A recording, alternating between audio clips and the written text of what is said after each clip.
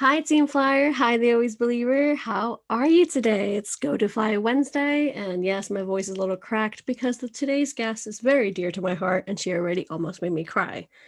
It's been a while since a guest has made me cry. I think it depends on the time of and on the time on the topic, and today's topic is very dear to my heart as well. But anyways, without further ado, today we have Nancy Salas, Narvaez Salas from the Reality Changers, to say the least. And she is a mom of three. She is such an inspiration because she's generally herself. And anytime you see her stories and anytime you see her post and anytime you just hang out and see her through the Reality Changers YouTube with her husband, she's as real can get. And we've connected for quite a while. And it's super it's such an honor for me to have her here with me today because she reached out. She was like, hey, let's talk about this kind of parenting. Let's talk about what's my mind. Let me use my voice for this topic that's really important to me. And she reached out to me, and here we are. So we have her here in season 2. And am I going to get emotional? Yes, because I've been following her family for about 10 years. And I'm like pinching myself and I'm like, oh my God, is this reality? And guess what? Much like we were talking half an hour before the episode started, they're just people, much like you and me. So that's why, without further ado, here we have Nancy. Hola, hi. Hello, everyone. How are you?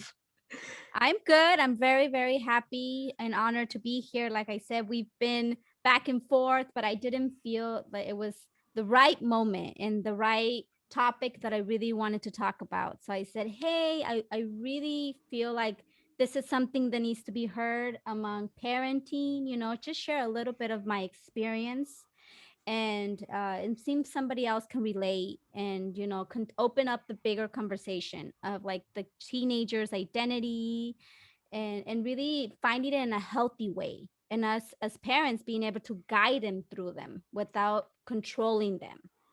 Completely and utterly. I mean, this is a hot topic for here for the Always Believer, but more than the Always Believer for me, myself, and I. Once again, if you know me, I'm not a parent yet, but I've been a foster mom. I've been an au pair. I've been an English teacher for 10 years.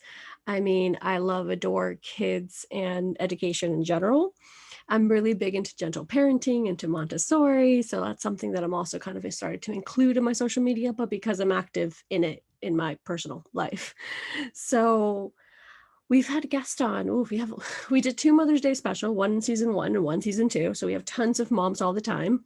But even without the Mother's Day special, just last week we had Brenda de Leon, who's also a mom of 2, and we also talked about gentle parenting and about teaching and guiding as well. She's also Mexican like you. We've had Mama B from the EB family, another family of YouTubers.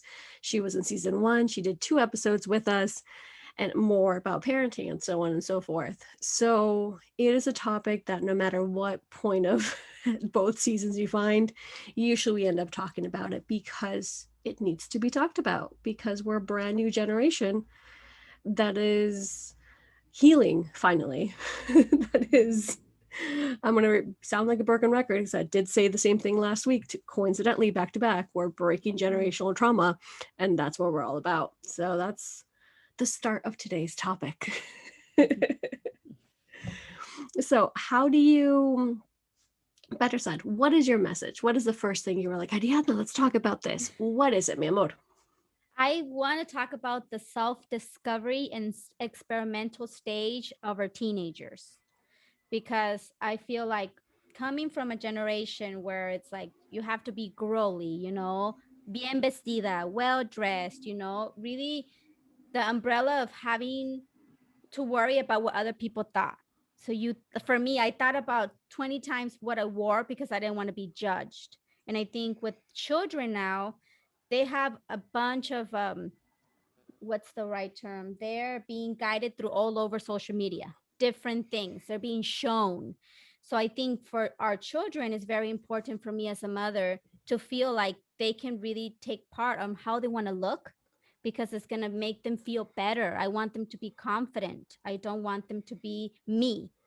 And I think for the longest time, it took me great deal of headaches in trying to dictate how I wanted my older one, which she was the one that made me the first parent and really opened my eyes to saying, "Hey, mom, I'm here. I'm different than you. Love me, see me. I want to feel safe for me." And I thank her for that because now parenting my second preteen, Eliana, I'm like, don't even stress about it. I'm like, babe, you want to wear orange, purple, green all in one? Go for it. You look Have beautiful, fun. you know? And it's that having fun with their outfits, with their hair.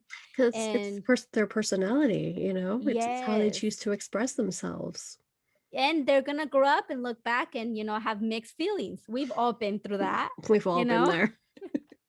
It's like, why did I choose that? Okay, sure. But not only when we were teenagers, like even 5 years ago, I don't know. But like, that's the beauty of life. I've talked about this way back when with in May with Jeanette Kaplum. I just remembered she did the Mhm. Mother's Day special on Mother's Day, and she also had an individual episode.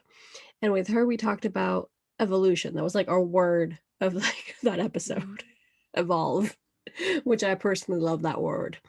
And this is the same. It's like if you are wanting to change every day who you are for a better version of yourself, your kids, aka tiny humans, because that's what they are, no matter the age, they want to go through the same thing too.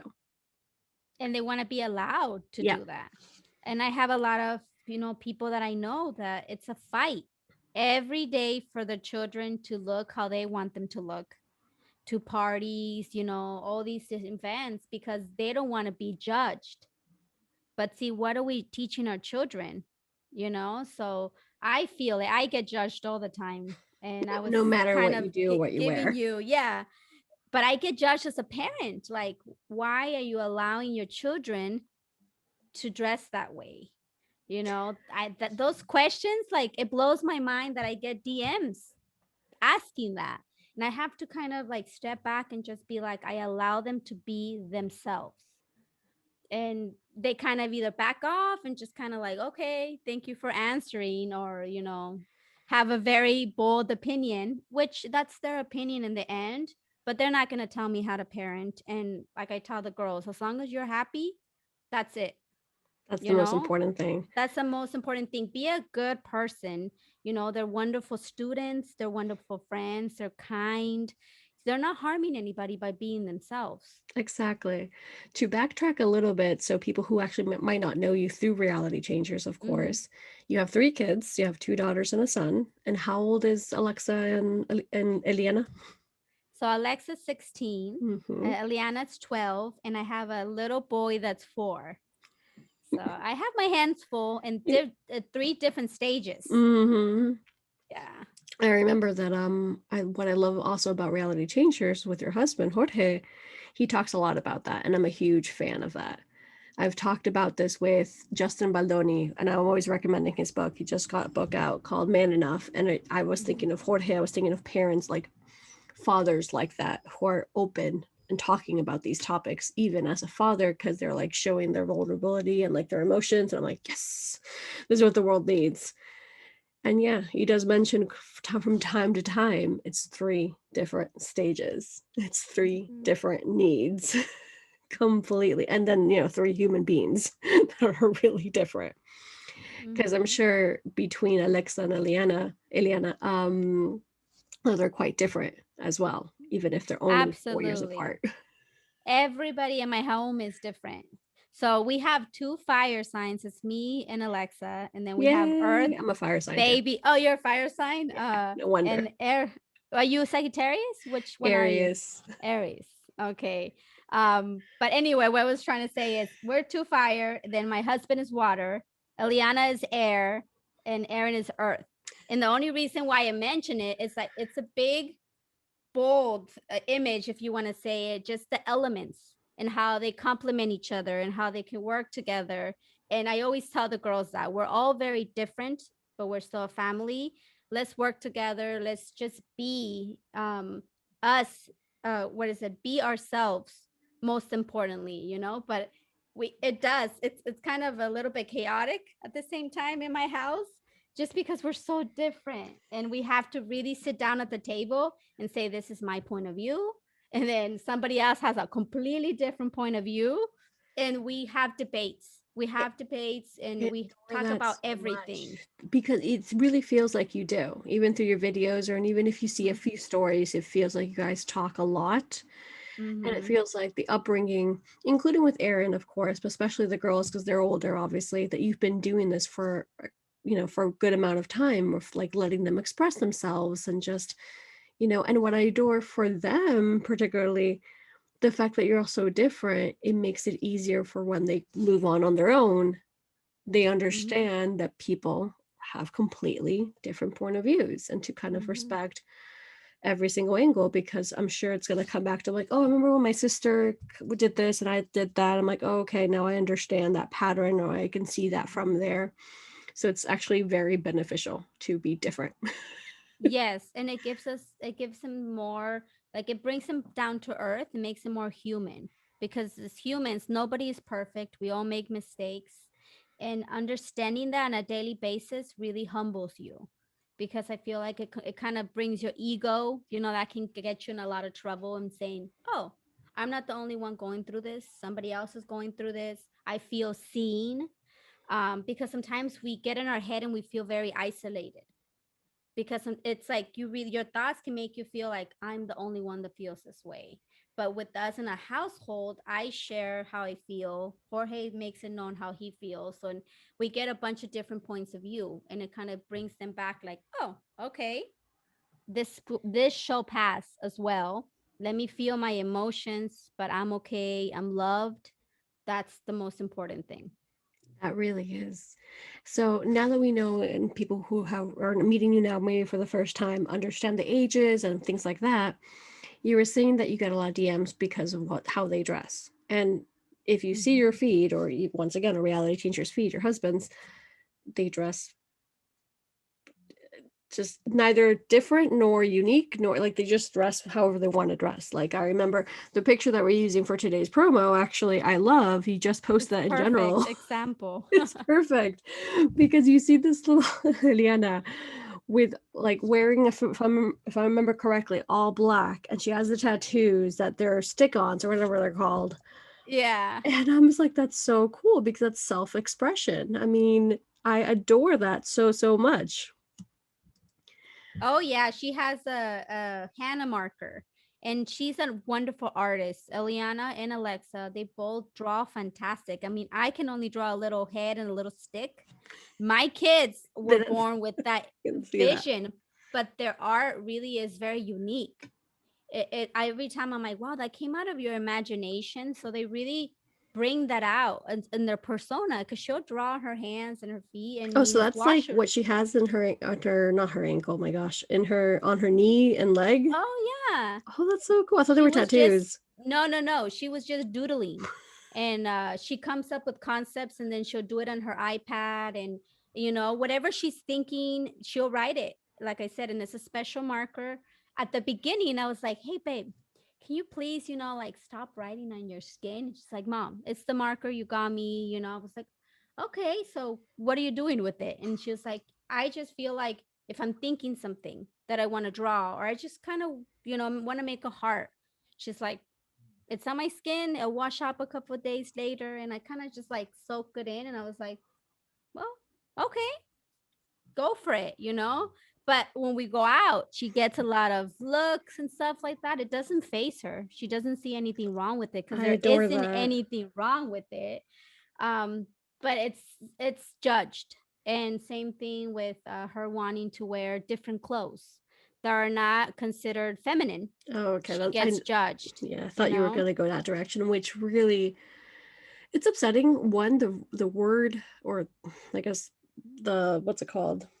I was trying to say with the word tomboy. It's been around forever, Mhm. even though I grew up that way. It's also at the same time, it's like, wait, no, I'm a girl, but I just like wearing these kind of clothes. Like, why do I have to be a tomboy? But other Mhm. than, apart from that, simple of like how society works, she's just dressing in clothes. It's not like Mhm. masculine or feminine. It's like that's the kind of clothes she wants, and especially nowadays. And I don't make a big deal about it in my home. Like, I let Ileana can tell me she wants to wear a curtain that she got off the window and wrap it around herself. I'll be like, all right, you're gonna, feel okay in that, let me help you put it together so it doesn't fall. Exactly. But That's the only thing. But other than that, I can care less, and I tell her, don't box yourself in ever. This is just the way that you feel comfortable. If you want to go to the store and you like that shirt, it doesn't matter what section it is. And I think it really made her feel comfortable because she was also getting asked at school. And I said, you don't owe an explanation to nobody, sweetie, at all. Just say, I love this outfit. That's it. I think I always tell both of them, as long as you're happy, that is it. Please, please, please don't waste your energy, trying to explain yourself to anybody. And it's an everyday conversation, every single day, because they grew up on the internet. A lot of people have very strong opinions, and because they love them and they saw them grow up, but sometimes those their opinions can be harmful. I And agree. I can see that happening, of course, especially because they have grown up in front of our eyes, literally. So if someone has been following you, much like me, and I always joke around. I've told you this a couple of times. I remember seeing Eliana as like a 3 year old, the Mhm. famous one at the beach, and she really wanted a nap. And it was just a random video that Jorge uploaded. But because I love Mhm. naps so much and love the beach so much, it's been like the constant, not meme, but like, oh my God, I want a nap right now. And lots of my friends don't know you, but they're like, oh my God, I know like Adele's referring to the specific moment. That little girl who was 3 is 12. So obviously, even though I might have not followed every single year, they did grow up in front of our eyes regardless. But And she's not the same 3-year-olds. nope. People forget that they're like, what happened to the sweet Eliana that wear tutu dresses every day? And I'm like, she's Like, she's 12. 12, dude. She's not gonna be that way. She's completely Come back when she's different. 18. Come back when she's 25. Then, she might not be, she might be wearing tutu dresses again at 25. Who knows?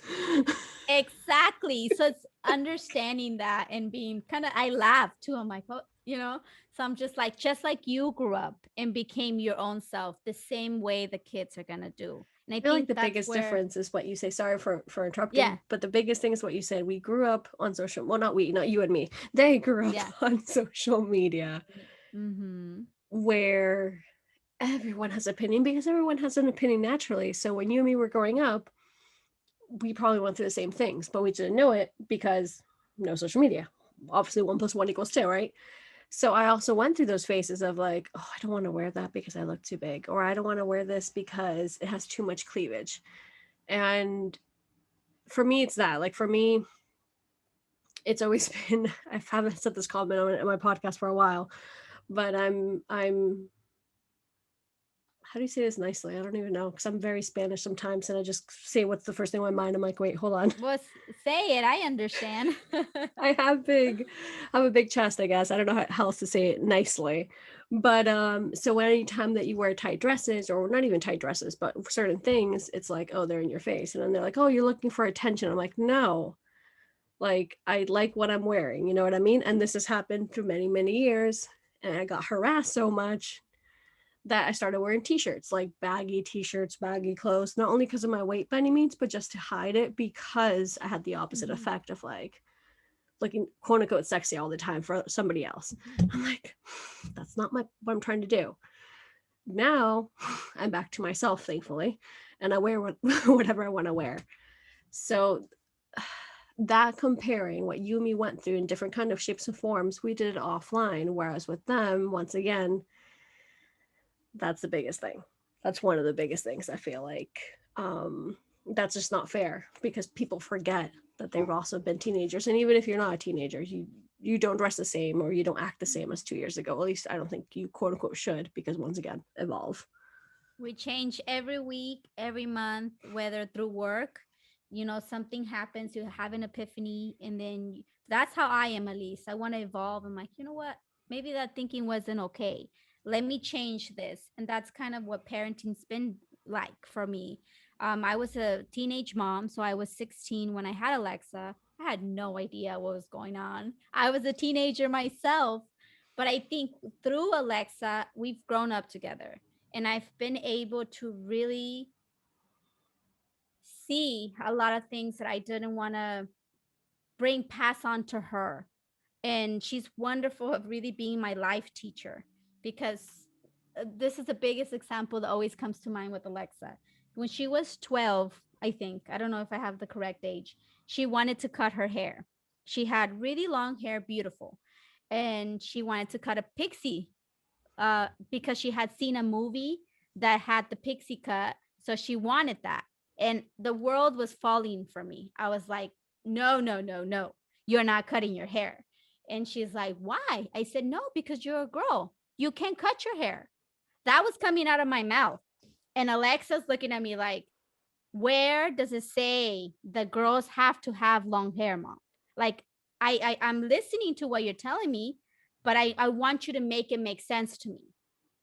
And I said, I can talk to you right now. Let me sleep on it. I'm calling my best friend, crying.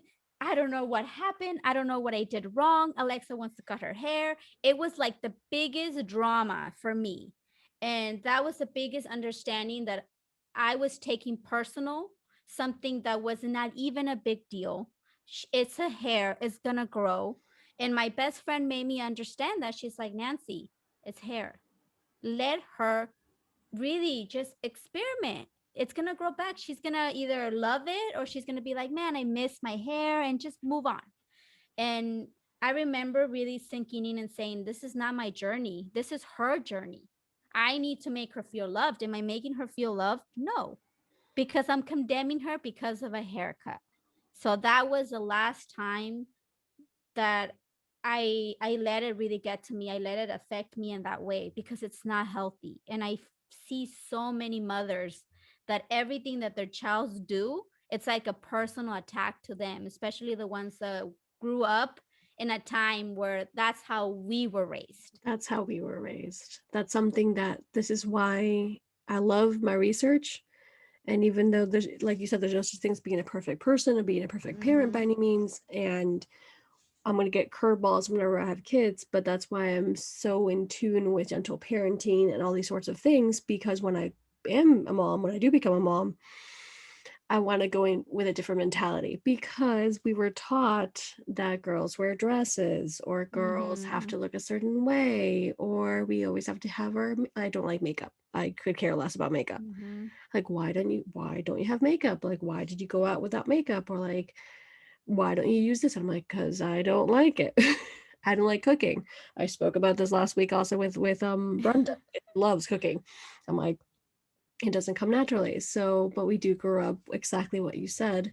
Mm-hmm. And you do still see it a lot. Not only still to this day, our parents towards us, because I can definitely vouch for that, even at Mm-hmm. this age of mine, that I'm very well grown, but also younger parents to some extent, but because it's a pattern that repeats. Hence, making generational Exactly. trauma is number one task that we Yes, have to do. and that's when I realized with the instance with Alexa that I wasn't doing a very good job of really showing confidence because I mean, she had the confidence and she loved her pixie hair. She was glowing. And then she said, oh, but then I miss my long hair. And then she has the longest hair now. It's She down her butt. does. And but she really opened my eyes and broke those stereotypes that I was, one, not being a very healthy mom. I was being toxic because I was thinking about, one, me, what people were going to think, and it had nothing to do with that. And that's why when I think about it, it makes me feel sad, but at the same time, I was having a very human moment. I went to therapy after that to really figure out how I needed to improve myself to be able to help them. And now with Ellie, when she wants to wear whatever she wants to wear, she wants to cut her hair. I'm like, girl, I love you, do it. But it took Alexa, it took that firstborn being very bold and headstrong and saying, show me. I'm never gonna forget her face. She's like, show me where it says. And then I will understand you. I couldn't do it because there wasn't a guidebook to how to be a girl. And she tells me all the time, hey mom, what do you think about this? And then I do set boundaries like, hey babe, maybe you're not the right age, you're 16 to wear, a tiny little, I said, let's wait a little bit when you're a little older, you're 16. And that's kind of where the only thing now where it's like the fine line. Which makes sense, which I feel like you that's know? appropriate because you're still underage, regardless of the Yes. fact you're still underage and we got to So protect. me and her, Please. like she gets it now. Like Okay, when good. when she comes down and she has a tiny, tiny shirt, and I look at one look, súbete a cambiar. And then she comes out and but she's very smart. So she knows. I've had the conversation with her. She's just like, oh. And then she'll come down and then she's like, oh, look, this is fine, you know? So it's like my parenting now, like I just feel like I'm very fluid. You know, I try to be less controlling because for the longest time, control made me feel safe. That's all I've ever known. That is such a Um, powerful statement. For the longest time, controlling made me feel safe because it's the only thing I've known, and I can. That sounds like I would say the same sentence. it's Yeah, totally. imagine when you have kids, I Yeah, don't want them to get hurt. I want to protect them. yeah. So by protecting them, I felt like I needed to control. Like, no, you're gonna wear this. No, and it was this thing like, why, mom? Because I said so. That was my thing for the longest time when they were little, and then I realized absolutely unacceptable. They deserve to know why. They deserve to be part of the conversation. We need to change. Like Nancy, like wake up. You need to change and it's taken me so much work and so much therapy and really surrounding myself with a positive group of people that I learn a lot through their parenting. Like I have a friend that she's so chill, like nothing ever faces her with parenting. And I'm the type of parent that I can be like very nervous, like, oh no, no, no, se va a caer. Oh no, no, no, no. And she's like, relax, relax, you know? And I've learned a lot through that. And I'm like, you're right. Why am I stressing out? I'm stressing out my poor child. You know, he'll learn, si se cae, he'll get back up, you know? So every day, that's where I remind myself like, be happy, Nancy. Find your inner happiness. Do what makes you happy. Your kids are going to see that. They're going to take your example because that's the thing also with parenting that I've learned in through these 16 years. You can say whatever you want, but if you don't model it, they're Hmm. not going to do it, you know? And that's with Alexa. I can throw a book at her and be like, do this, do that. She'll be like, look, mom, let me bring it 5 things that I noticed that you're doing. And she's good at that. That's what I'm saying. She's been my life teacher because she's just like how I am. Like my friends call me Nancy, no bullshit, I because love that. I'm a person that would tell you exactly how I'm feeling. Alexa tells me exactly what she feels and really brings me back down and says, hey, I know you love me and I know this is what your message is, but it's not coming across and I'm not understanding you. So make it make sense, basically. So I'm very thankful for that. That is just incredible.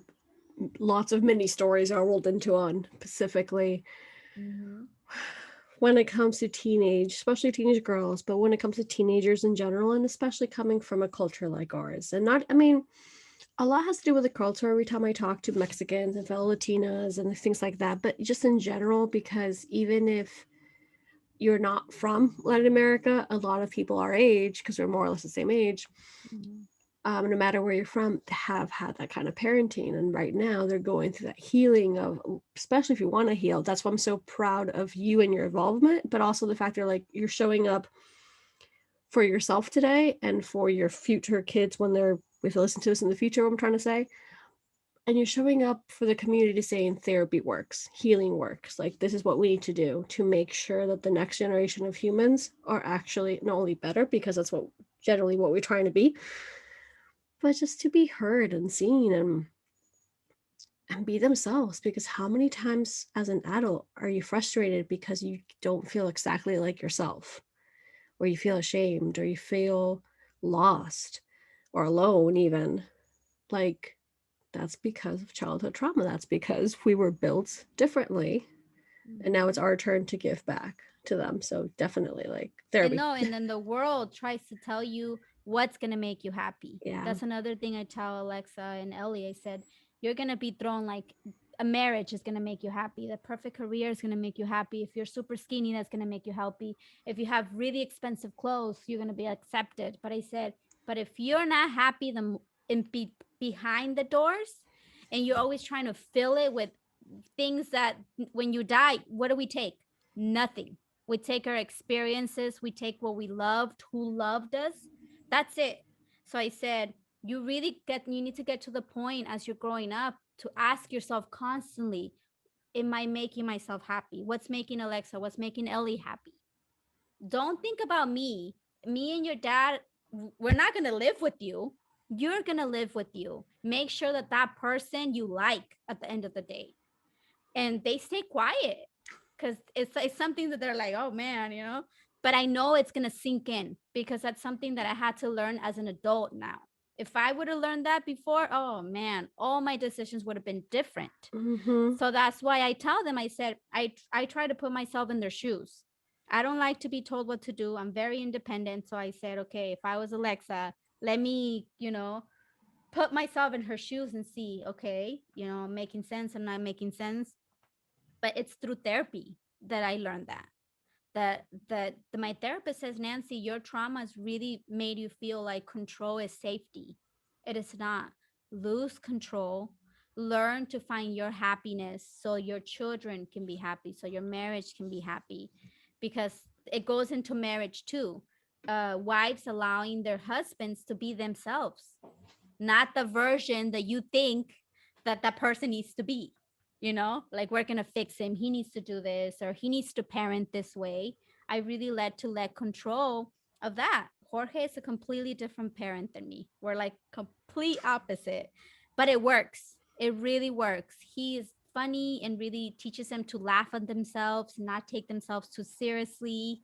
I kind of bring him back, like, okay, you can be yourself, but be respectful and all these other properties. So when we come together, we get them. Like, they're a reflection of us. And I love that. And I'm okay with that. And that's when people bring judgment and bring them down, and really, like, if they're not the poster children and they're not perfectly well dressed and perfectly, their hair, there's something wrong with them. And that's where I have to always kind of educate them kindly and say, no, I'm simply allowing them to be themselves. Just by writing that, they don't know what to say. So I either get them thinking, or they're like, this girl's crazy. She's a hippie. She's a hippie mom, because I've gotten that, you know, those responses where I'm like, no, I'm just human. I've learned through my mistakes. I want my kids to be better. That's it. There's no perfect parent, especially you, if you ever have kids, be kind with yourself, because you can read all the books, you can go to all the seminars, but you're gonna have to fail to learn and to be better. That is, once again, one heck of a statement, without a doubt. I get that a lot, and I do understand. Like, I get the because at the end of the day, much like everything else, it has to be through experience. Mm-hmm. You have Like, to, just especially when you have three kids. I had experience with one. The second one is giving me a whole nother level of a life. And then, but Aaron, he is a whole nother little creature himself, that was my next question, actually, because Like, so we see the difference between Alexa and Eliana. They're 4 years apart. Alexa cut her hair recently. She's doing her own thing. What's your takeaway between Eliana and Aaron? Aaron is a happy volcano. The same way that I call myself. He was born, oh gosh, since its stomach. I mean, if I was hungry, I felt like something would pull, like, feed me now. He's very, like, you feel his presence, but you also feel the love and the energy he brings. I'm a little scared with him though, because if Alexa is headstrong and Eliana is headstrong, I have times 20 with my 4-year old. I mean, everybody that knows Aaron, they know that he's a force to be reckoned with. And he learns by example, and he's very mature for his 4-year old. Like, if I talk to him and explain it to him, he gets it. But if I say, Aaron, jump, he's going to be like, no, to my face. He tells me to my face, no. And Alexa's like, Mom, if I would have done that when I was his age, I would have been in big, big trouble. And I said, you're right, because I didn't know how to tell you in a different way where that will make you understand. If Aaron, I have to be like, okay, Aaron, I really, really need you to do this. Like, let's pick up 3 toys. Why? I don't want to pick it up. Aaron, if you want to play with your toys, they said, let me help you, or let's make it a game. I have to get him to understand, but in a way that makes sense to him. With Alexa, it was very by force or by control. And like I said, it's different parenting. So with Aaron, I feel like I'm going to continue reading books. I'm going to continue doing as much as I can to even give me a glimpse of what I'm going to prepare for by him. But by then, Exactly. I have two girls that, are going to keep going, go to college, do all that stuff. Where I'm like, okay, I'm going to have the perfect example. And they're going to be there to help me um, guide him, because Alessa's a big guide with Eliana. We Hmm. have constant conversations. She's like, hey, mom, you know, I know you're not understanding this, but be gentle with your approach. Or, remember this. So she's my own little personal reference and my guide. And that's also, I think, big with parents. Understanding that you are imperfect, but they can help you also sharing your stories with, like, I share how I was a teenager and the mistakes that I made without shame, without guilt. Oh, it's So she beautiful. can understand, because a lot of people say, no, no le voy a decir eso. I'm not going to tell them that because they're going to think different of me. But I think it backfires. If you It show them how does. real you are, It does how because it flawed you feels like are. their person, like they feel like their parents are perfect, quote unquote perfect. And then No. anytime they do something bad, they feel like the worst person in the world. You're like, honey, if I let me tell you, let me sit down and tell you all these Yes. sorts of things. I had something Yes. similar with once again not a parent, but I have these three little teenagers that are like my little sisters. I was their pair like 8, 9 years ago, and they were they're the oldest are twins, and then the youngest they're a year apart. They're like 15 months apart, so they're like triplets. Mhm. They are currently I met them when they were like 8 and 9, and they're currently 17, going on 18, and they're 16. The youngest is Oh, 16. okay. So seeing them grow at some point of when they were younger, when they were, I guess, much like you were saying, the example with Alexa, I don't remember the exact age, but 14, 13, 14, they were mature enough to hear my part of the story of stuff that I've been through, the abuse, like a bunch of different things. And even though I'm not their parent by any means, it went from being the cool big sister that they always call me to like, okay, you're also a human being. We're teenagers. You've done this, and you can help this way. I'm like, I've also had a bunch of alcohol when I was your age. We grew up in Spain. We grew up differently. We have alcohol much younger, and to go to parties much younger, et cetera, et cetera, et cetera. So I was like explaining that asset a little bit to make it feel more real. And that's Mhm. something that between her mom and me, because they're like, once again, they're like my extended family, we made an agreement that once they're older and old enough to understand, obviously, and just grasp that you're able to, because they need to understand that you also made mistakes, or you also got drunk, or you also gosh knows what, so they can come to you and trust Mhm. you in their time of need. Mhm. Because with your girls, they're only 12 and 16. Here, the rules are different, the law's different. They don't really go clubbing at 16, whereas in Spain, you do completely. So you'll get there when you'll get there. But those kind of stories, like, because that they need to know they trust you, that they're safe Well, with you. yeah, Alexa loves rock and she does like rock bands, and she organized her first event. It was like Ooh, 200 people with a friend. dang girl. And oh, I was freaking out because I'm like, I wasn't really big into rock, but I went to punk shows. And I was like freaking out, like, oh my God, all these things are going on. And she's like, Mom, we've been over it. Trust me. I'm going to be there. I'm going to be getting all the tickets. And, we had an adult be there kind of supervising and all that stuff. But she's like, I hear the stories you tell me, but you need to trust me. Until I break your trust, then things can change. But she's like, once again, you're freaking out for no reason, and it's like, you're right. And everything turned out well. It was a great success. She learned a lot. And I'm like, why am I stressing out? It's like sometimes parents need to accept that we stress out because of all the things. It's like we create a story in our minds, Mm-hmm. but we As have human to, beings, not only as parents, but yeah, especially as parents, I would yeah, assume. But I think when we become parents to teenagers, I think we overreact. And that's the truth. Sometimes I laugh because I'm like, oh my gosh, like I'm having a conversation with myself all the time when I'm washing the dishes and I'm laughing because I'm reflecting on what I just said 5 minutes ago. And I'm like, oh man, okay, no, take a chill pill. You'll be fine.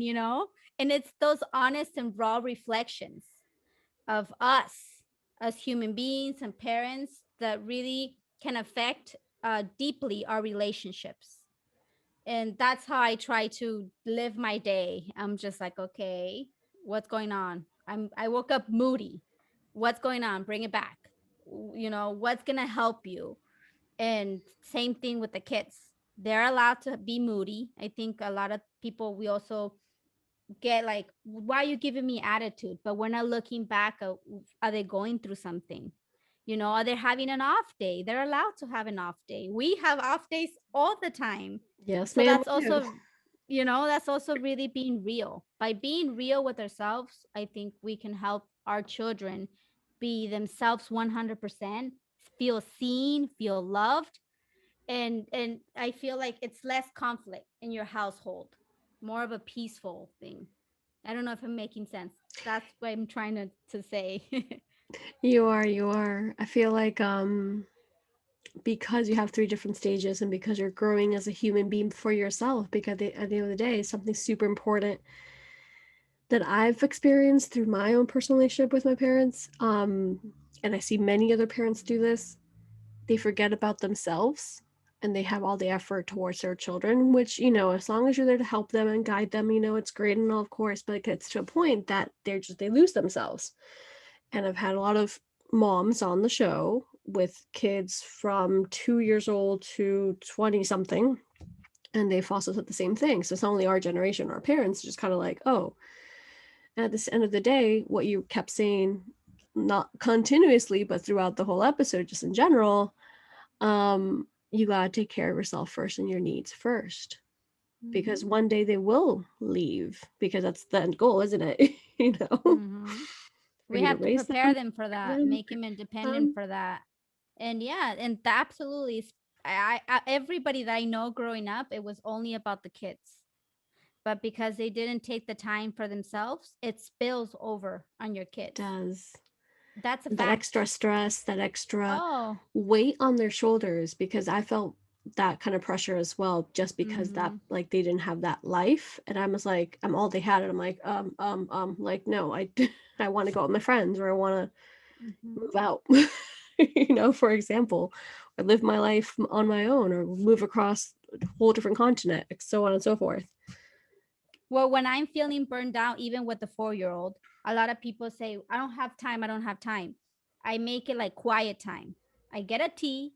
I either get a book and say, Erin, right now it's quiet time, but I want to go to the park. And I do, yes, we can do it later. It's quiet time. I don't feel bad. I sit him down. He has a little beanbag.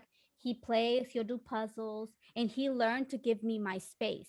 So we're being there together. He's still there. He feels loved, but the world is not going to end if mom sits down and drinks a tea for 30 minutes.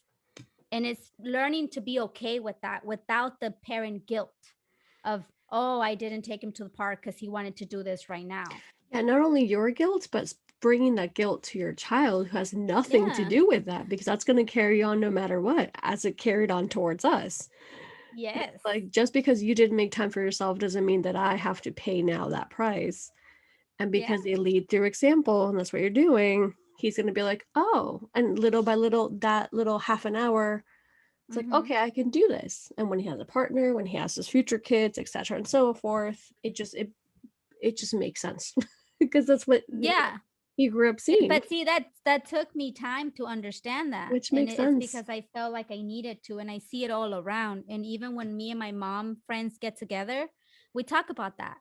Or I said, hey, we haven't hung out, let's get a babysitter and go out, have some breakfast, and little things like that. Or talk to my husband, hey love, I'm really feeling burned out, what day can you put it on your agenda for you to take over and for me to step out?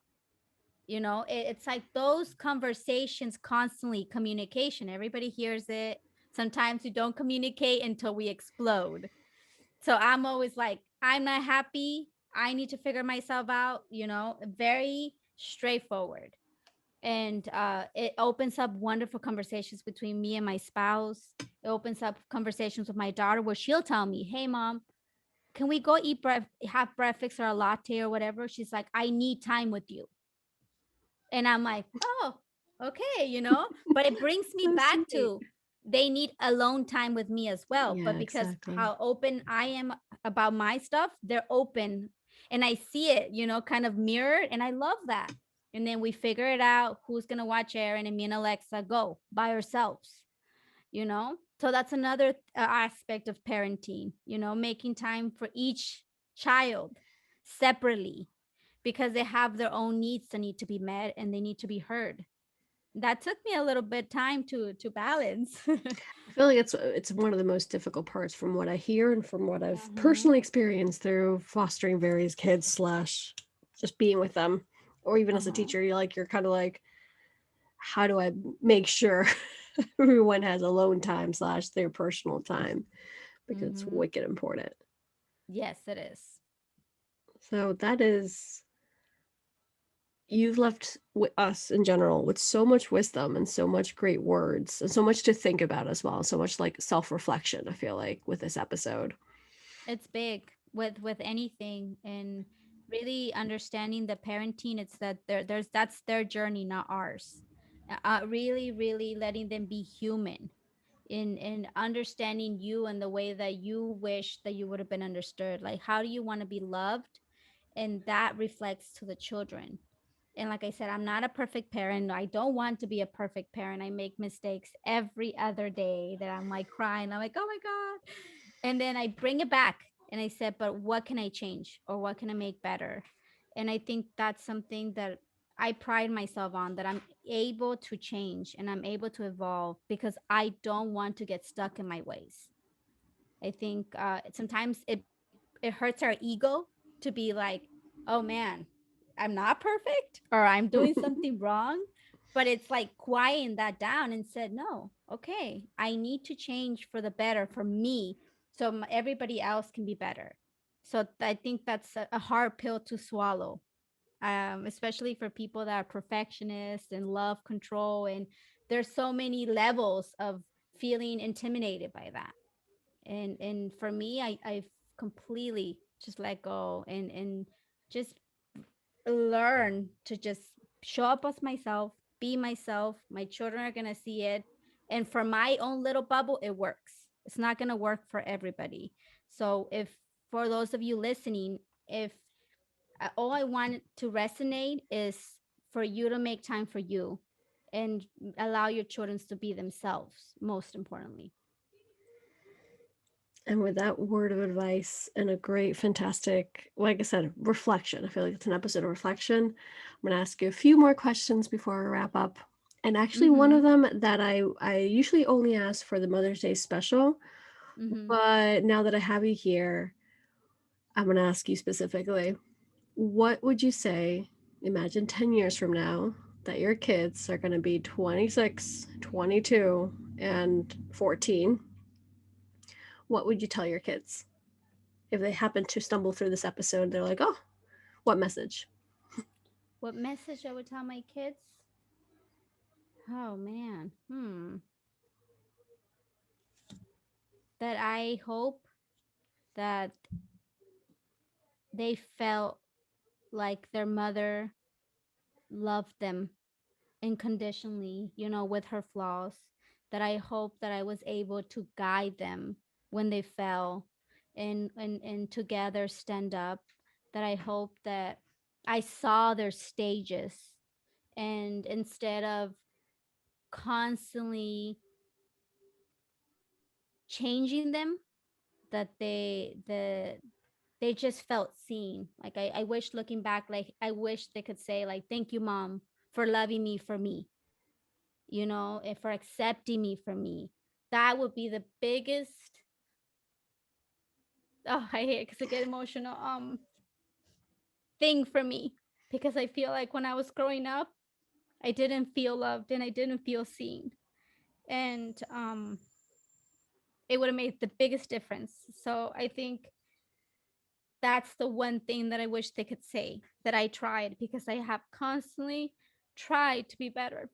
And they know that I'm flawed from head to toe, and I'm okay with it and I accept it, and we laugh together because they joke around with me sometimes, and they really they see me how human I am, and they love how human I am. And I think that's what I love of being a mother, that we've grown up together, and it's having these little buddies, and also the biggest mirror that the anybody could have. Because gosh, there's things about myself that I see in them and they're like, oh, okay, Nancy. But that's the biggest thing. That's that I wish that they say that, and have those memories of me, imperfect person that loved them dearly. I am sure that they see it today, and I'm sure they'll definitely see it in 10 years, and 20 years, and 100 years. I'm sure. All right. Going on to the less emotional part now. The same questions asked every single one of my guests, because I absolutely adore it. Can you please describe yourself in 3 words? Bold. Oh man, that's always been a hard question for me. um mm, Wild and loving, I feel, because I'm a happy volcano, just like Aaron. I love that. I was researching, doing promo stuff for this episode, and I go to your profile, and I've seen you a million times, so I know who you are, obviously. But all of a sudden, I see your profile bio on Instagram. I'm like, happy volcano. And I fell in love with that completely. I feel like I'm gonna show my husband today and be like, happy volcano, and tell her what it is. I'm like, he's like, this is you too. Because I I just understand you. I just feel like I have a very happy personality aside of everything I've been through, but Mm, I am explosive, and I feel like I've never followed the rules my all my mm-hmm. life. I've always just been me. And I don't care what I anybody love thinks, that about you so, so much. I but adore I'm that happy. Like, there's fire. it depends who has seen a side of me, but I feel like at work I try to be very cheerful. It's genuine. When I'm happy, you see it. People are like, you're glowing. Like, my face, my aura shines. Hay un volcán. Oh, but it's That's doing why I completely, okay. because that's so cute, and it's one of those things that reminded me, like, if I had to like self reflect on my personality, which is similar because we are Aries. It's explosive, it's fire, it's I want to get things done for me right now, and I'm Uh-huh. energetic, and I go go go, and then I might get really angry as well. You know what I mean? So it works in very different angles. That analogy. Absolutely. And for me growing up, I was very angry, but because I had a lot of sadness. I was Me too. very, very sad. And I think when I get angry now as an adult, I know that it's not directed to a specific person. Mm-hmm. I have to really think about, like, what is really making me sad right now. And it took me the longest time to shift that view. Mm-hmm. And it's kind of like, yo sola me echo agua. I call myself by myself because I'll flame like this, but then I'm like, okay, you know. And that's why my husband actually is the one that wrote me that once. He sent flowers, and he put, I love you, my happy volcano. And that's when I was like, he knows me since I was young. And I was like, I have never felt more perfectly described in my life, because I'm like, that's exactly who I am. I'm a happy volcano. So Aaron is very much a happy volcano. He is the sweetest, most loving love bug. Pero when he gets mad or when he has opinions, the world will shake. And it's kind of learning to teach him to be like, you can be straight honest, but more gentle. Yeah, You want exactly. to say this, but more gentle. Like, Exactly. And my not to mother. like Yeah. make sure that his flame is not like over. Like, Yeah, you know what burning I mean? over. Or like, Exactly. let me share this. My mother-in-law brought him something as a gift, and he was younger. He must have been 3 at the time. And he said, oh, thank you, grandma. but I don't like it. And no, and you would not take him off of that. He did not want to wear it. He didn't like it. So I said, Aaron, but you don't want to hurt people's feelings. She said, I said thank you, but I don't like it. And that's how he is, and that's how I am. So I have to teach him to be like, okay, maybe keep it to yourself a little bit, just say thank you, But he's like, no, that's exactly how I feel. I'm honoring my feelings. I'm saying them to you. There's something magical about that girl, that he's 3, well, he's 4 now, but that he was 3, and he's able to say, these are my feelings. I don't want to wear this. Because No. I'm okay, this is a whole side conversation as well. I'm a huge advocate of letting kids be, for obvious reasons. And one of them, it's one of my dear friends, Rosalia, that I always mention her as much as I can. It's about consent. Mhm. So it's like, if you Yes. don't like a present, if you don't want to hug someone, if even if you're 2, it's your body, your rules, your everything. You're the one in control of yourself. And So that's what it's Aaron bigger. taught me, because even Exactly. when he was little, he didn't want to be held by only people he likes. And people were like, but he's so cute and he's so happy. But the moment somebody would be like, oh, he'll be screaming bloody murder. He didn't want my mother-in-law to hold him for the longest time. My sisters, good friends of mine, he would like look at them and smile from far away. But he was very big on like, respect my bubble. This is who I And want. that's And the that's thing. exactly how he is And now. that's not him being Same way. rude, because I always say the same thing when people are like, "Oh my god, he's so rude," or they're so like whatever. Kind of like what you were saying about your girls, the way they're dressed. Mm-hmm. Like, excuse Mm-hmm. me, do you want someone to randomly hug you or pick you up at any random moment? Mm-hmm. I don't think so. No matter how huggable and lovable you are, because I understand that Mm-hmm. I soy muy cariñosa. Like, I love my hugs and I love my kisses. Doesn't mean I want them all the time. It doesn't mean that I give them to my friends all the time, because I respect their boundaries. Exactly. Year So I old, a learned that with 1-year-old, Aaron, they have because now when boundaries. I see babies, I would never automatically go hover. I learned that because Aaron was very much, we have tons of videos if he was like screaming at parties, holidays. No, everybody had to just kind of be like, hola.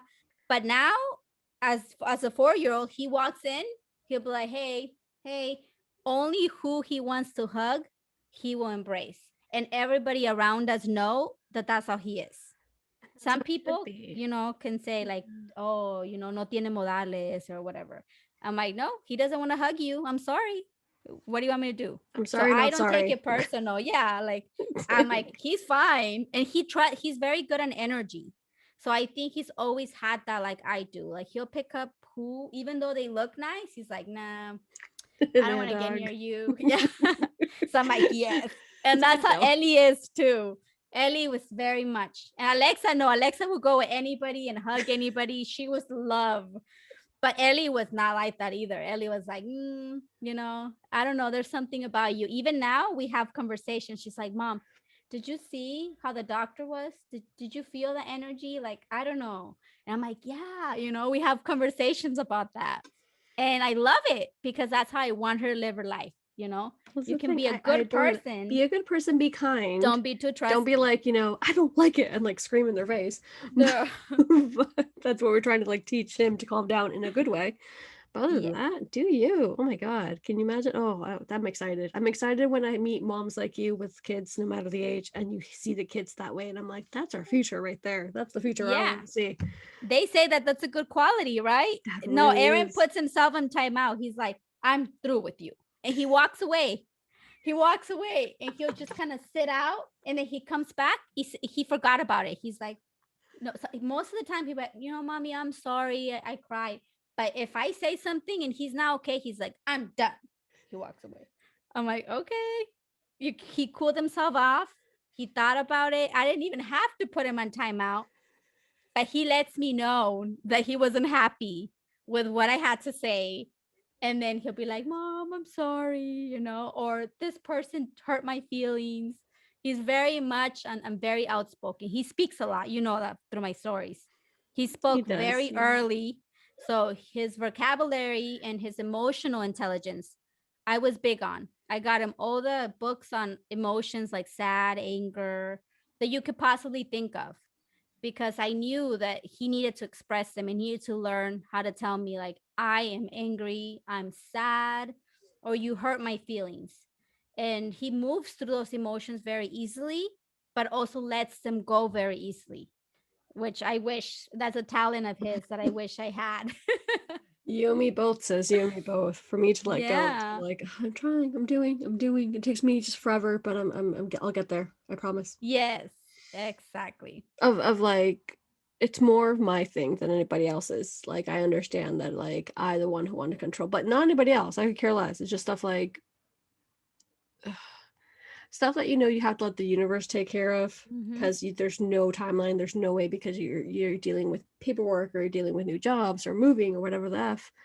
You're like, that just, I did what I did, and I did all I could do. I did not calm down. Like, just go. We can't control anybody, but we can control how we react Exactly. and what really, because we affect us, nobody else. Yeah. You know this. When Exactly. Oh yeah. that's what I tell myself. I'm like, man, I could have handled that situation 1,000% differently. Who is the one that's really feeling affected? Me, Me. So I have to control that. So Aaron, I love that about him. And it took me, he's 4, but since he was little, he was just like that. He was a happy volcano. He knew his boundaries before I even taught him boundaries.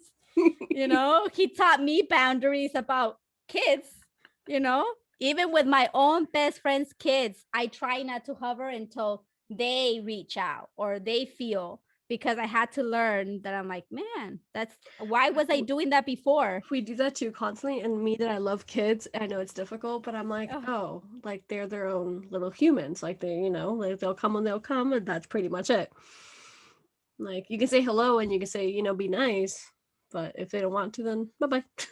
well, imagine if you put yourself in their situation. We're strangers. They've Yeah. never met us. Yeah. Why were we doing that in the first place? Yeah. Why didn't anybody teach us not to do that? Because It's it's great. common sense. If It's you so think about common it, sense. I'm like, It's oh like my going God, up to a stranger and be like, hi, and hugging a stranger. you don't do It's, that. But it's considered, what is it? Bad manners in Mexico. Like, ¿por qué no saludaste? Like the cachete. I hate that. I've never liked that oh my my whole entire god. life. In Spain we have to give 2 kisses, like Oh my God. in each side, like in each cheek. And Uh, I've done it since I was a teenager because that's and I was a kid. I was the first time around I was 9 when I lived there, but the second uh-huh. time I was like 14 or something. And I've never liked it. And even as an adult, when you like are seeing someone for the first time or meeting someone, you're like, it could be twice your age, it could be younger, doesn't matter. I'm like, do I really? What's happening? Why is this a thing? Really? Yeah, like I feel like it's still a tradition that still happens with the young people. I feel like it's just so automatically, so naturally. At the same time, my husband's from here, so we have 2 different cultures happening in our relationship, of course. And he lived in Spain with me. Like we lived in Spain together, better said. And he was like, every time you would go to a party, you would have to do the 2 kisses to absolutely everybody, and every time you leave, you have to do it. Like he doesn't understand, and he's very caring, but at the same time, you're just like, what if you don't want to? Or like, what if like that sticks? My good thing. I'm barely Latin and I'm putting this under quotations because I don't have that upbringing to some extent because I grew up half Mhm. here in the States and half in Europe. Because that's a whole different ball field as well. I feel like, like all the I can Latin American imagine. parties, but it's big. It's just like I don't know. I personally don't like it. I hope we kind of stop doing it to some extent, not to honor not to not honor tradition, I guess, but just simply because of just your own comfort. And same goes for the babies. I'm like, I never understood how when someone was pregnant in the supermarket, someone would walk up and be like, "Oh my god, you're pregnant!" Touch your belly. I'm like, what the? That was allowed before and people thought it was okay. I get Exactly. it. I get it. It's You that pick and choose. like that But I've that's the never thing done. with I with never understood parents. it. When you're raising kids, you can pick and choose how you want to raise your kids. That's the wonderful part. Yes. I don't think it should make sense to anybody else but to you, your husband, and the little bubble that you're building. That's it. And that's the thing that I live by. So Mm-hmm. like if it makes sense to, my friend and she does it, good for you. I go over and I'm like, hi. I always kind of like hi, and like they get the vibe, like don't get near. I'm very big at that. And usually nobody says anything, they don't get offended, but when I go to Mexico is when it's a big deal. I feel, because I could sense their energy shift, like, Hmm. you know, no me saludó bien, or she didn't follow, but whatever. It's I'm like just like, I'm it's my body, here. my rules. Especially like it's not to everybody. I mean, I don't know. I just you and me are we have that in common. We go through vibes and energy. So I'm sure if we were face to face right now, like I would definitely maybe hug you because that's just the vibe that you would get. You're like, oh, Mhm. okay, yeah, cool. But like if it's someone, I get it. I get you. I Isn't it understand. such a gift? It I really saw is. something on Instagram the other day that says energy was my first language. And I was like, yes, that has always been me. Before I Yes, even knew what intuition was, it was always like exactly. I had a little cricket like Pinocchio telling me, like, no, this is not good. This person is not good, because even with family members, have always been like, I don't care if you're my blood, if I don't like you or I don't feel comfortable with you, I would not show up. You will not get Nancy. It's a privilege giving yourself to people and your Mm-hmm. energy to people, and Mm-hmm. we can't Access just to pass it out. my energy is a privilege, without a doubt. Absolutely. So when I saw that, I was like, yep, that's me. Mm-hmm. And especially, I talked about this a lot in my personal feed, but just in general, as much as I can, especially when it comes to family members, setting boundaries and Mhm. knowing that a title is just a title and understanding that it's okay not to talk to family members, even Mhm. if they're quote unquote blood related. It's just a Mhm. thing. Like, just do, once again, the overall message do whatever makes you happy, period. As long as you're Yeah. nice and kind to others, of course, Mhm. to show up being Yeah. unapologetic Toxic. you. Yeah, no, toxic families is a no-no. And I think we need to make it known to our children, Yeah, we even if do. they grow up. If friends, childhood friends, I was talking to Alexa and Ellie about that. If you feel like you're shifting within your friendships, it's okay to stop talking to them. They become acquaintances. But I said, don't feel like, oh, you have to be loyal or they have to continue treating you a certain way. Walk away. And they're That's like, oh my gosh, such mom, an really? important And I said, yeah, lesson. I don't talk to childhood friends. We grew apart. We have nothing in common. I said, I don't feel bad. I love them and miss them, but from far away. And they always, like, I could see their eyes, because when you're a teenager, you think you're going to be friends with them Yeah, forever and you're going to forever. move in and go to college. When I speak about that, their eyes kind of like, whoa, you really? And like I could see their minds. I said, yes, only keep people around you that feels good. Nothing Mm-hmm. where you're like stressed, or I said, let them go. I don't care if you went to since kindergarten. Let them grow, let them be who they want to be, and maybe in the future you guys will come back together, reconnect. But I said, don't stress it, babe. I always tell the girls, don't stress it. That's such an important lesson. I mean, I learned that the hard way and like literally last year with one of my acquaintances now. Mm-hmm. A lot of them I did let go, but with one in particular because of the years, because of blah blah blah. And I was like, this is a one-way street. This is not Mm-hmm. a friendship. So I definitely congratulate you saying that to your kids because it's so important. Like, That's a huge lesson to yeah, learn, because it feels like a loss. Like yeah. you love this person so much, they were part of your family, but if the energy isn't there anymore, if you feel like you really, as two people, there's nothing you guys can really give each other anymore, and this happened with one good friend of mine, it's good to let them go in peace. Wish them Mhm. well. In no way, shape, or form keep anything bad in your heart. Just say you were wonderful while you were in my life, and that's it. That's it. Te vas por tus caminos. I tell the kids, you part your ways, but don't keep anything bad within. That's the thing. Don't just let go and hold it. And Yeah, you're like, no, of course not. no, no, no. I'm like, the moment you decide to let go, you have to let it go, or let it bleed or cry, go through the grief. Yeah, And exactly. Go then, through your emotions because every emotion is valid. Every single emotion yes, is valid as yes, well. absolutely. Yay.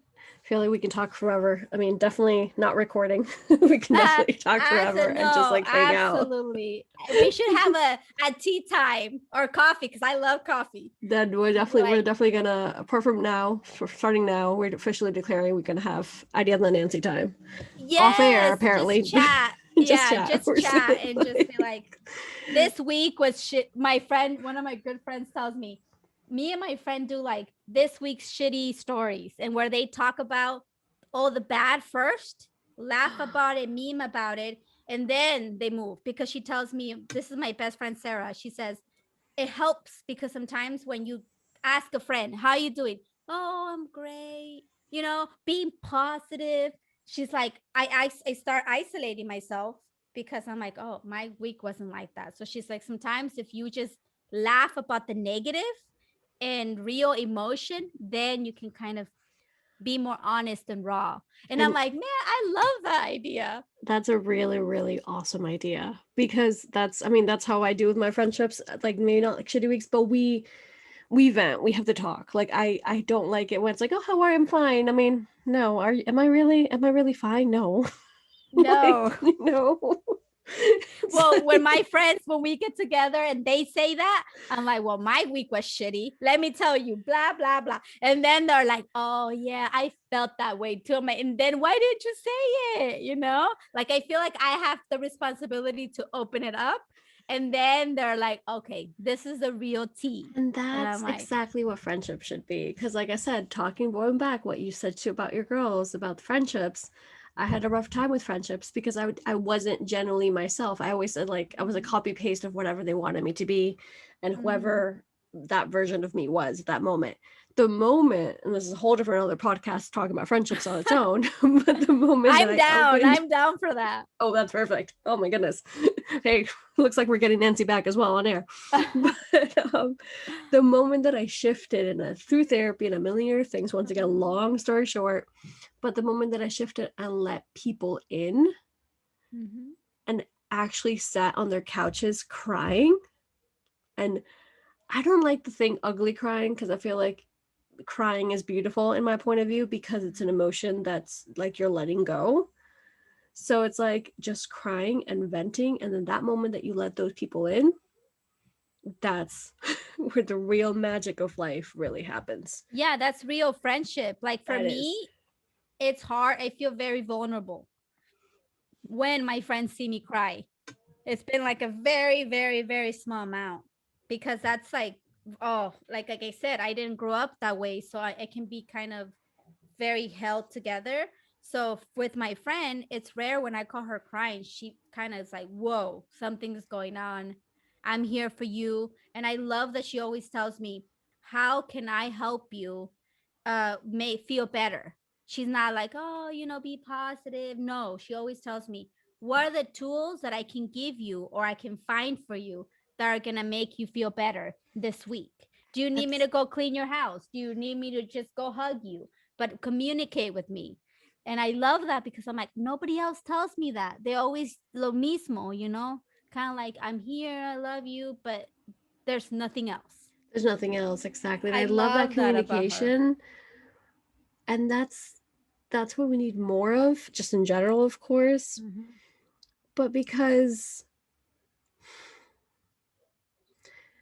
only through those moments and those kind of relationships in general, you can see the biggest difference between the world where it was and the world where we want it to be. Mm-hmm. Because friendships like yours and like ours with my friends exist to be Mm-hmm. there for you. And one of the things I really try to make clear through my own personal feed, through the Always Believer in general, I'm not happy. I'm neither happy all the time, nor I'm not going to tell you, oh, just shake it off or just be positive. Like, no, for me, those are kind of okay, they're kind of important, but they're not the essence. The essence for you is like, what tools, what do you? So the questions I ask whoever the heck follows me, my beautiful online family, whatever you want to call it, are questions that I want to make sure that goes directly to your soul. Mm-hmm. It's not like a pat on the back and that's it.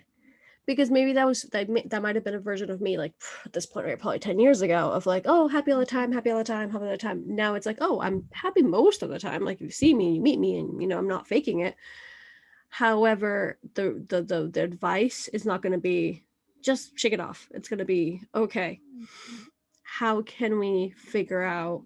And sometimes, even sometimes, that I've also learned through my own friendships and my own self, you just need someone to listen to you and not to give you advice, and not to give you and I told you so, which hopefully that wouldn't happen. But one of those things, just kind of like, you just need someone to listen. Mhm. The amount of times I called up my friends just to vent, and they're like, okay, listening and being kind, but not because I need anything else from them. I just need to listen. I just needed someone to listen to me. That's priceless as well. So And that's yes, the hardest thing to find. yes. That's the hardest because most people you connect, whether activities, moms, and all that stuff, but there needs to be the deeper digging. And a lot of Mm-hmm. friendships are superficial. Yeah, Not that they're bad absolutely. people, No, by but any it means. takes a lot. It takes like two people being vulnerable, accepting. It's kind of like a marriage if you think about it.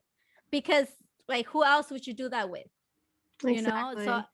it's taken me a long time to understand what I want in friends, what I'm willing to give in friends, because it's two-way street. There's friends that I have that they're like, I love you, Nancy, with all my heart, but I'm just don't like to call, or I'm not. But then I'm like, Girl, okay, please. Yeah, you know. exactly. Especially when it's like, this is what I was trying to say at the beginning as well. I'm like, I've had relationships when it's a one-way street, and I'm like, I don't, why, like, what? Like, why am I Yeah. doing this to myself? Because I did learn that some way, somehow at a young age, probably through therapy, because I started therapy very young, that it was like any and every relationship is a two-way street. And that includes to your with your mom, that includes with your dad, that includes your brother, your sister, your best friend, whoever the heck you want in between, your freaking cat for all I care. It's a two-way street of Mhm. respect, of course, but of communication and of feeling that same love. And that's Mhm. something that luckily, and I'm very thankful, and I'm probably getting emotional again because when I talk about my friends and when I talk about my partner, it's something that I've strived for so many years, something that I'm always like creating and making sure, and not like over the top by any means, but still enough to be like, am I there for them? I'm like, am I listening to their needs? Am I being heard? And all these sorts of things and kind of personal check-ins. It's something that I'm also going through with people who I'm related to. So it's kind of those things like, what is your boundary? What's your line? How do we make ends meet? Mhm. Because ending in a relationship is a two-way street. It's 50-50. Mhm. You got to meet me halfway. No, you're absolutely right. And for me, I didn't wasn't born with a family that was loving, supportive. For me, I've had to create a loving, supporting family. And that's huge. That's even why I take it even better as a friend. The people that get Nancy, that get the love, it's because it's like I want you to be part of it. I want you to be part of my children. Um, because with my own family, they don't get that. They will always get the superficial Nancy because I've learned to not let them in.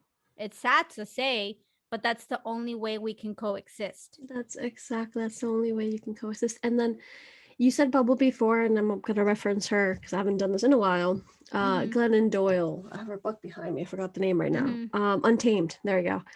One of the chapters. I don't know if you read her book, and she's wonderful. The book Untamed. I Mm-hmm. 110% recommend. And one of the chapters that I always reference is called Island. And it's kind of the same thing Oh. that you were saying with the bubble, but it was an island in her case. And I Mm-hmm. love it because, well, one, I'm a beach girl, so duh. But no, um, because on an island, she explains that, like, okay, so you have a bridge, you have a drawbridge, like, who's gonna come over? Imagine, like, I forgot exactly how, like, I read this months ago, but, and I'm an avid reader, so I probably read like 10 books after that, but still, it was one of those things, like, she was explaining when you go get the mail or when you go open the door, they're not going to be right at your front door. They're going to be on the other side of the bridge. Are you going to make Mm-hmm. the effort to go and like all the way down the road? Is it worth it for you? Kind of sort of deal. Mm-hmm. And at the same time, because they have kids as well, her and her partner, it's there, and she has one heck of a story as well. um Protecting that inner circle and knowing that on this island are only these people are the only ones allowed. So since I read that chapter, I read it to my husband, and we reference it a lot when it comes to our future kids, but even our own, the two of us, well, three because we have a cat, but even within just the 2/3 of us, our space is sacred. Oh yeah, I tell my husband all the time. With me, it's through I learned, but he's very friendly, and sometimes I feel like he's too trusting, and I have to be like, no, you have to get to know them because these people are going to be around our kids. You Mm-hmm. can hang out with them outside, Mm-hmm. whatever, but it's But very our little kids, people that are welcome to my house, to my our space, kids. access to my children. Even when we go to family gatherings, I always tell my daughters, I know this is family. Protect your energy, protect your mind. Don't let them get to you. Even if it's like, "Hi, Tia, how you doing?" I said, just be careful because this is what we have to deal with. They're not bad people. They're just ignorant to certain ways of living, and our way of living is wonderful, but they don't have to understand it, you know? But protect yourself. And I think a lot of families, I wish I would have said this in the recording. It's like You know es we're still nuestra recording right familia. about now. Oh, sorry. It's our family, you know? Like this is what it is. And I feel like we really leave our kids with the tools of learning how to manage those toxic people in our life that have to be part of our life. And with my kids, no. I said, this is your uncle, this is your tia, they're wonderful people, but protect yourself. You know, I don't want you to come home sad or doubting yourself because of one comment that they made. That is And not who you are. That is not what other people, you know, like, and they get it and they feel good. But when they were little, they were coming home feeling ashamed or feeling weird. And I don't think I would give us giving them the tools to really tell them that's how they are. Be real with them, you mm-hmm. know? So yo, with my kids, they know who loves them and they know who are just acquaintances, whether Exactly. they're family or not. Exactly. I mean, once again, with kids, not that we have kids, but because we're repairing ourselves in those kind of aspects to the best of our Mhm. abilities, we already have, I'm not saying a list, but we already have a general knowledge of who's going to Mhm. have access to them because we need them to match our energy and our Mhm. healing vibes. And yeah, so we were And still, listening to them too, because yeah, of there's course. people that it's like es tu tío, es tu tía, es tu abuela, and it's like their family, concrete. You have to respect them. You have to listen. With my kids, they'll tell me, "Hey, I felt this vibe from this uncle, and I don't know how I feel about it, but I don't feel comfortable." Our job is to be like, "Okay, noted. You don't have to." And not make them feel ashamed Mama, for that, you know. Mama. Oh, Look at look. that. Hi, Aaron. We're just Say wrapping up. hi. Oh my goodness. Look at that face. Look at that smile. Can I put it on thing here? Okay, hold on. Paw Patrol. Oh, oh, now Say we're talking to Aaron. hi. Hi. I like your shirt. It's Paw Patrol. I love Paw Patrol. Yes. Yes. Yeah, It's Patrol. Yeah, I love Paw Patrol. Patrol. My favorites. Whoa. Oh, it's is it Marshall? It's Marshall, the Dalmatian. Yeah, little Yeah. it's the little There. ones Yeah, right I see it. here. I used to. Oh my Yes, god. there are more. There are There are more more. Patrol. Mhm. Which one's your Yeah. favorite? Yeah, the new You have a new one. one. A new one. Yeah. It's a jacket. Uh-huh. With the Tell jacket? her I have Yes. 4 shirts of Paw Patrol. For sure, the Patrol. Mm-hmm. You do? Yes, I do. Yay. I like your style. I do. That's a really cute shirt though. I love the little paw prints. Because, well, once again, Dalmatians are my favorite. And you're wearing a Dalmatian. Have you seen 101 Dalmatians? Yes, we saw one at the park. Mm-hmm. Yay! Did you like him? We saw. Yes. Look at the That's fun. Well, thank you for visiting us. Yes. Yes. Bye. bye. Bye. You see Aaron? Oh, he's so proud that he wants to wear the same shirts. I have to wash him and wash him because he thinks like the coolest thing ever. It is though. I mean, I was telling you, I love Dalmatians, and I love how I think this is the third episode where kids are involved, and I love this. What is it? We're Oh, gonna. this is just a paper. It's a paper.